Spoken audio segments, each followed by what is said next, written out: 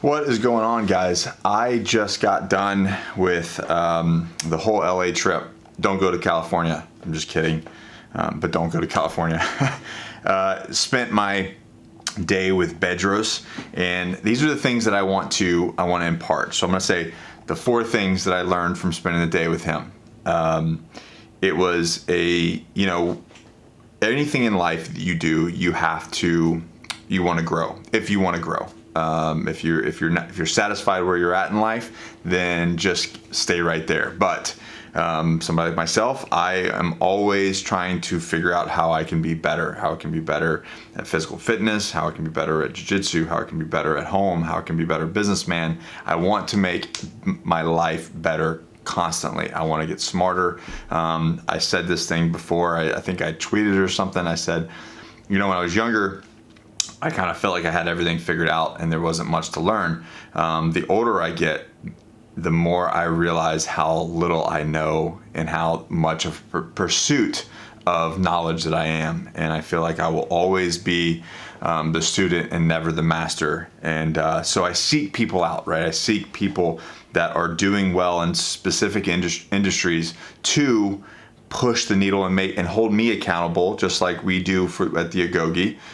So I have a business coach. I have my fitness and nutrition coach as well, just as we coach people at the Agoge.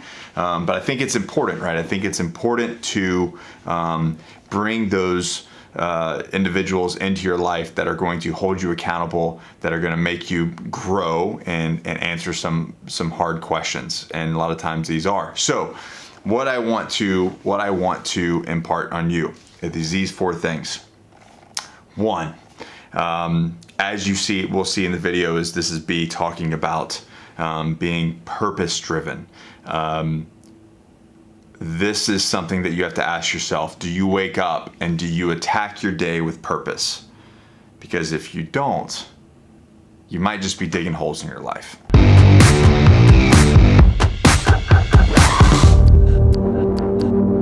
Purpose, right? That's really what we're talking about. And I put up a post on social media that really went bananas, and it ain't often that any of my posts go bananas.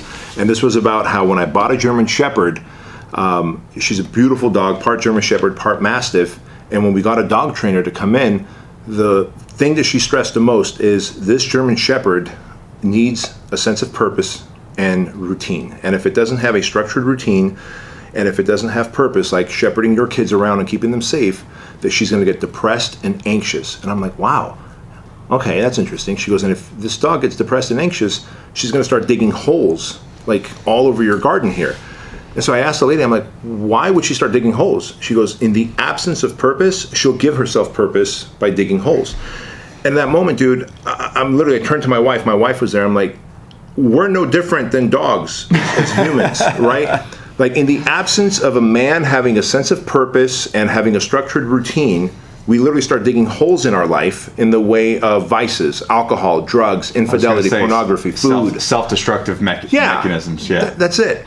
And so we always must be either creating or destroying. That's what men do. We either create or destroy. We build and we battle. And so working with my therapist over many, many months, I realized that I just need to keep building myself, the people around me, my community, etc. So when people ask me, like, how do I find my purpose? The thing that I'll ask them is, what would you do for free to help people if I paid for your whole lifestyle, your health insurance, your kids, everything? Everything's paid for. What would you do for free that you would just get excited to do? They're like, oh, this. Immediately people know. But what happens when we start chasing money, we lose a sense of purpose and passion.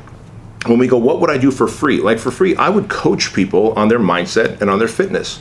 And then I go, all right, now be so good at it that people will actually pay you for it. So find a thing that you would do for free because you just enjoy it so much, and then be so good at it that people will actually pay you. And that is literally the seed of purpose comes from there. So the next thing is getting shit done? Do you wake up early with a purpose and then get shit done? GSD. So Craig Ballantyne put out this book called About the Perfect Day Formula. When I started working with B, he really kind of instilled that in me, and talking about, can you wake up 30 minutes earlier? Can you prioritize your schedule to where, you wake up at, say, 4:30, 5 o'clock in the morning before anyone gets awake, and get your stuff done, all the little things. So like Ernest Hemingway said, the best time to eat a frog is the first thing in the morning. Get it out of the way so it's done. If you have to eat 2 frogs, eat the biggest, ugliest frog first, and then eat the other frog, and then it's done. All right. So are you waking up and getting your shit done before everyone else?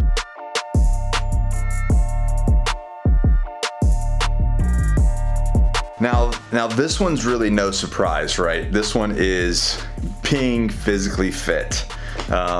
Training and going to the gym and honing your physical fitness, getting the fat off your body, being lean, being strong. There's a lot that it does. We talk a lot about this in the Agoge, but this is something that, that he pushes to his, I guess you could mentees, his associates, his friends, is being physically fit, getting in the gym. And it doesn't have to be, you don't have to be a professional athlete, but if you're going to the gym, you're jacking some steel, you're doing some cardio, you're training at some level to keep your mind and body healthy. There's a lot to do with dopamine release, hormone responses that makes you more successful when you train. So if you're sitting on that couch, get off the couch and get in the gym, because it's one of the steps in my book, and it's the reason why that's in there is because as I started to kind of look at successful people in the world, they all kind of had this theme. Being physically fit was one of them.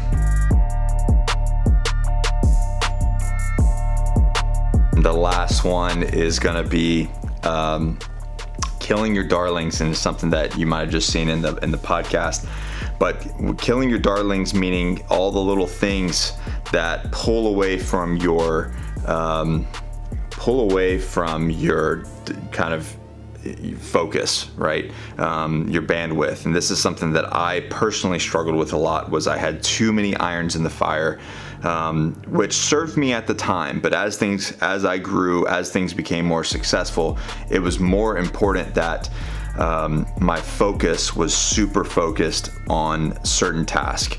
And I struggled with time with the family. I struggled with taking Miss Capra out on date nights and finding time for all these other things that it really, as you become more successful, you want to experience more life. The whole purpose of working hard is celebrating the fruits of your labor. But if you have too many irons, if you have too many darlings, there's just never enough time. So killing those darlings, killing all the things that are sucking your bandwidth and focusing on the big hitters, putting all of your energy into one thing, one or two things, is going to make you more beneficial. Plus, you're just more efficient at those two things, and then it leaves you more time for those life things that are important, the walks in the evening with your family, date nights, and being able to kind of turn off and enjoy life, right? And one of the big stories with that is a good friend, Nick Bear, and he had this idea, and he started this Lost Supply apparel, and luckily for him, there was some legal stuff in it, and he had to shut it down. But when he did shut it down, BPN grew even faster, and it was also. And there's stories like that with myself. There's stories like that with B, and so sometimes we just need to not allow opportunity. Well, infrastructure first. It's like with myself, infrastructure became opportunity, and opportunity became yes. And I started saying yes to a lot of opportunities. It's okay to say no and stay hyper-focused on the thing. So kill your darlings, stay hyper-focused.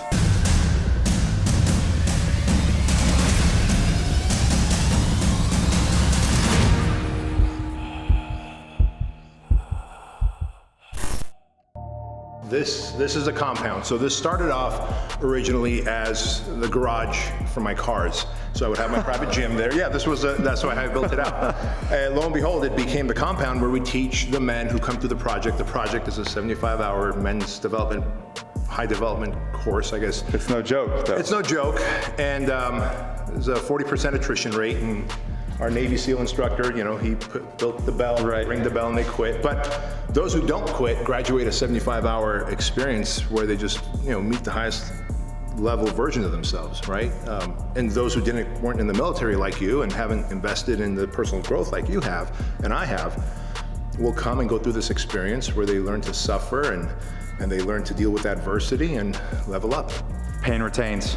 Yeah. So what's with the axes? So those axes are, unfortunately, I didn't think we would have so many hanging on the wall in a 2-year period. But these are the axes of all the men from the different classes. You can see the class numbers on there. These are the axes of all the different men who rang the bell and quit. And we hang up their axes. Of course, the Friday night when they graduate, those who didn't ring the bell, they get a custom project axe, and they join a very special brotherhood that supports each other and pours into each other. So it's not just show up and go through it and graduate. No, it's not like a mud run or anything like that. It's definitely a very high level thing where we talk about the traumatic events that's taken place in their lives. We work on business development, dating your wife, start dating your wife again, set a date night. How to be a role model parent, right? Like, listen, I wasn't raised by a dad who was necessarily the best, most organized father. He provided, but that was about it. Yeah. So to be able to then be that parent and to be able to coach other men in it just is fulfilling to me, yeah. He just took me out to the pit. Yeah. Yeah, it's like 3 football fields long of just this muddy dirt pit that they crawl in. And until someone rings the bell. But it's a really fun experience if you don't ring the bell. Well, where can they find it? MDK, as in modern day night, mdkproject.com. Go check it out. There's a great video. It's motivating. And from somebody from my background, I look at it and go, yes, yes, yes.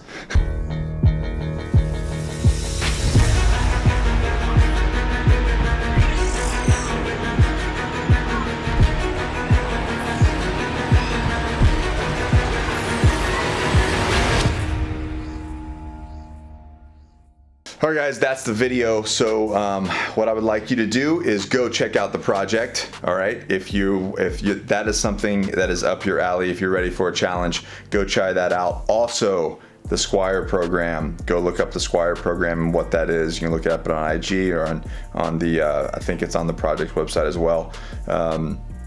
If Dimitri was of age, I would be there. I'm even thinking about sponsoring a kid to take out there. Maybe there's a kid out there that doesn't have a dad. Maybe needs old Uncle Nick to take him through the Squire program. So, nonetheless, I love you guys. Appreciate you watching the video. Hope you learned something. Hope it inspired you to push the needle in your own life. And you guys know the deal. Never quit, never surrender, always forward. And we'll see you in the next video.